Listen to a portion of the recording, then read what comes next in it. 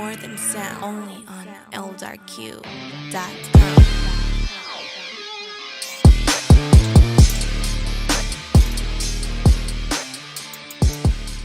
Hey, what's up, guys? My name is Chris from Creative Films. Chief Tex from Chief Tex Films.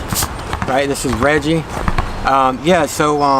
We just want to talk about stabilization today because we actually both use different types of stabilization, and we want to talk about and outline the pros and cons to each. So this way it may help you guys know more about what you want to purchase, whether that's a pistol grip gimbal is what I have personally that I use for weddings or travel or just run and gun filmmaking.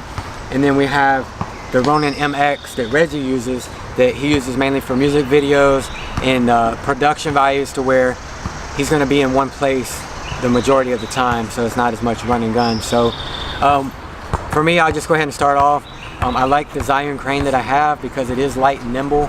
I purchased some tripod feet on the bottom, and that helps for me just to set it down. Just like Reggie, he did a rig here to where he can set his down, because normally you can't. You have to put it on the tuning stand.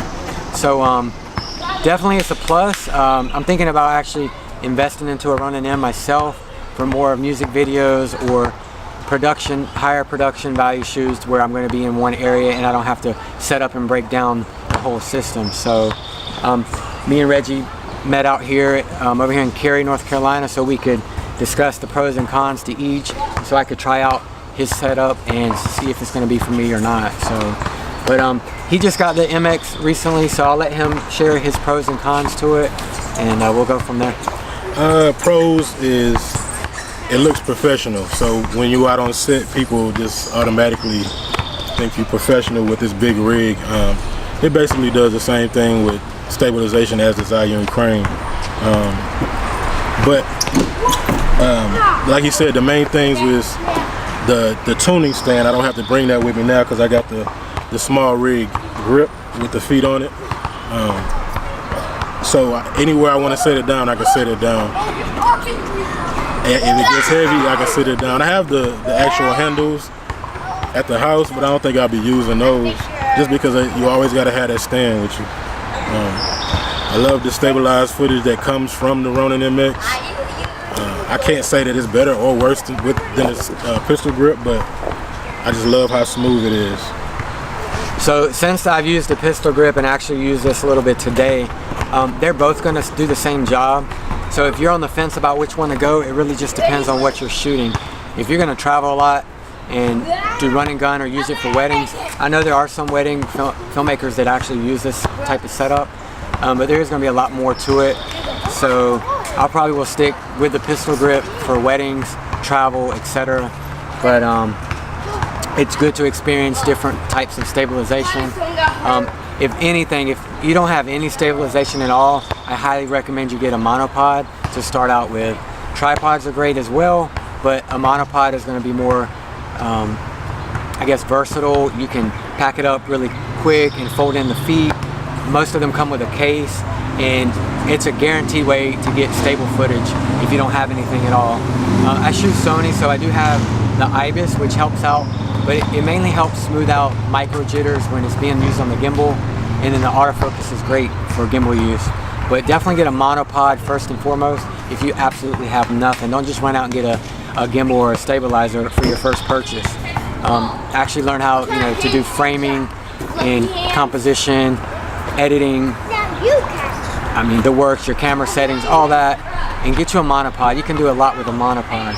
I think a lot of times people overuse gimbals, and that's the reason why I was against it for 12 years, is people overuse it. So you got to know, you definitely have to learn the basics first. Even if it's just a tripod, work with that. You don't have to run out and get a stabilizer, man. I think too many people do that. They just run out and get the new hottest thing, and I think that is going to make their footage better.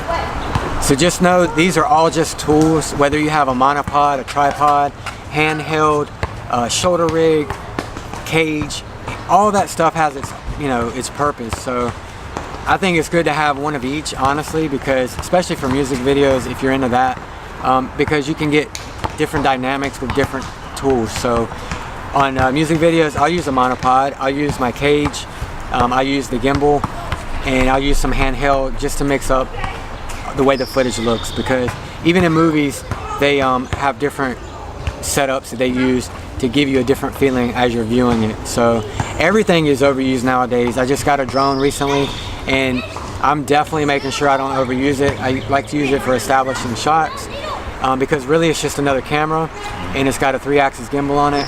So I use it to show where I'm at and then get right to the ground and, you know, work on the production on the ground more than anything. So these are all just tools. There's no right or wrong. Just take our info with a grain of salt. So, what? Anything else you want to add? Nah, man. I think you covered everything.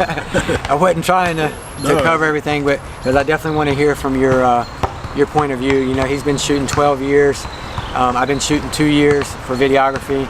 I've been doing photography almost 6 years now, so that's like my bread and butter. But videography actually has taken a turn for the best, and I'm actually doing more video work than I am for photography right now. So I'm embracing it, and just looking for new tools, anything that can up my production value. So yeah, that's my main reason. I think that every videographer should take some photography classes, because before you do anything, you have to learn the exposure triangle, and you'll be surprised how many videographers don't know that. I started out as a photographer also, and like he did, once I seen what video could do for me, I transitioned over, and that's all I do now. But I definitely think every videographer needs to take some photography classes. Thanks to all the subscribers and supporters on my channel, and you're going to see more of collaboration with me and Reggie in the near future. So I'm going to put his link below so you can subscribe to his channel at Chief Tech Films, and show him some love, and Creative Films out. We out.